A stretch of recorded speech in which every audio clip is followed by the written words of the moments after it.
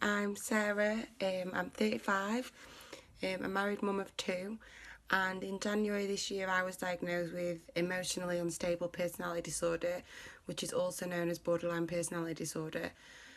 When Alex asked me to be involved in this campaign for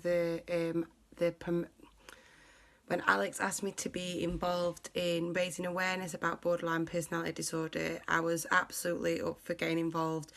I think it's one of the mental health conditions that doesn't get enough recognition or awareness around it, and there are so many other conditions as well that are interlinked, so it's very rare that someone just has a personality disorder on its own. So I personally have suffered with depression, but I've also got generalised anxiety disorder, and the problem with our condition is that our moods and our emotions are so difficult to manage, and we really struggle to trust. We worry excessively about things, and it can be really difficult to process rational thinking. So I'm on a 2-year waiting list for dialectical behavioural therapy, which is DBT, and it's a separate issue from CBT. But it's, like I said, it's a 2-year waiting list, and that's a long time for somebody with that sort of condition to be going through that and waiting. And I've found that blogging and the Twitter community have been great for me for getting that extra bit of support, for learning more about my condition, but also finding other people that are in the same boat. So I've just found that talking about it, writing about it, and raising awareness through I set up a wellbeing event near me, just trying to get the word out there. I also meet regularly with my MP, my local MP, Lee Rowley, who has been incredibly supportive of writing to the local CCG about waiting times. I'm also really aware of petitions that are around at the moment regarding schools and getting mental health and wellbeing on the education curriculum, and that's something that's really important to me as well. And I guess the main thing about this week is just to break down the stigma of personality disorders. I think one aspect can be psychosis, so a lot of people focus on that as the worst part, and they think that we're all like that all the time. And actually, there's a lot of good sides to borderline personality disorder. So there are times when I'm incredibly happy, incredibly enthusiastic, very empathetic. I have oodles of empathy, and I can often really put myself in someone else's position and think about where they're coming from in that time.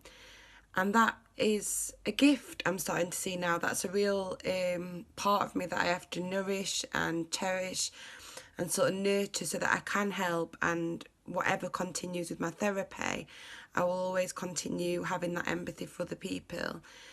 I'm raising 2 children along with my husband, and it's a really important part that I can be empathetic with them. But I also want to teach them about well-being and how to have a healthy mind, because whenever we think about mental health, we're always worried that it's a negative thing and that mental health is a bad thing, but it's actually just the same as physical health. So you can have good mental health as well as mental health illness. So there are some people that really do exercises or activities that will strengthen their well-being and their mindset. And that's something that I'm really encouraging with my children. We do activities, we talk about feelings, even so far as the film like by Disney, Pixar, which was Inside Out, is a great way of relating to your children about feelings such as anger, sadness, joy, and letting them know that actually all those feelings are real, that everybody experiences them and that they all need to be expressed. As someone with borderline personality disorder, that was something that I really struggled with and still do. So all those emotions I have, I often either hide or try and copy how other people express them, and I never really know how to express them myself. So I find that really challenging, and it's something that I don't want my children to have to go through or other people. And so I'm really keen on raising awareness around mental health and specifically borderline personality disorder. So the majority of my blogs are around that and around parenting, around mental health and well-being, and sort of young people and sort of that kind of thing, because I was put on Prozac when I was 16 and I've been on it ever since. A couple of on and off times, but for the last 20 years I've been taking it. And I think that if there was more awareness around when I was at school, I would never, the first option wouldn't have been possibly therapy as opposed to medication at such a young age.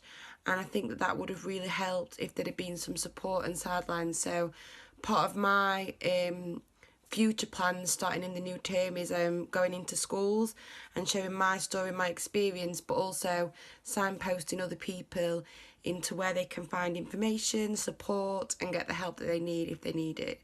If you do want to check out my blog, it's www.sarahsthinkingagain.blog, and I'm on Twitter at Sarah Card 2006.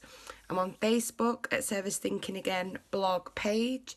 Instagram, YouTube, LinkedIn, I'm on everything. So I'm sure you can find me if you've got any questions or you want to collaborate or you want to know more about borderline personality disorder.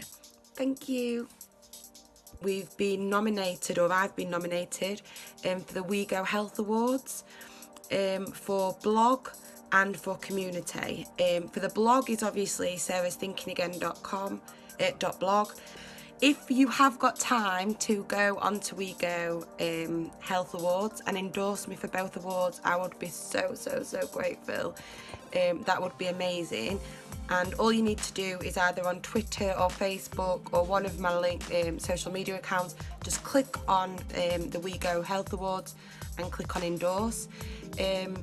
But if you want to, you can go through the We Go Awards website and you can find me as Sarah Cardwell, and then you can also find other people to nominate or endorse for all the other different categories. There's absolutely loads, and it's a real opportunity for patient leaders is what they call it, so people that are in the system that are trying their best to help with the situations that are in. So it's not just mental health, all aspects of health.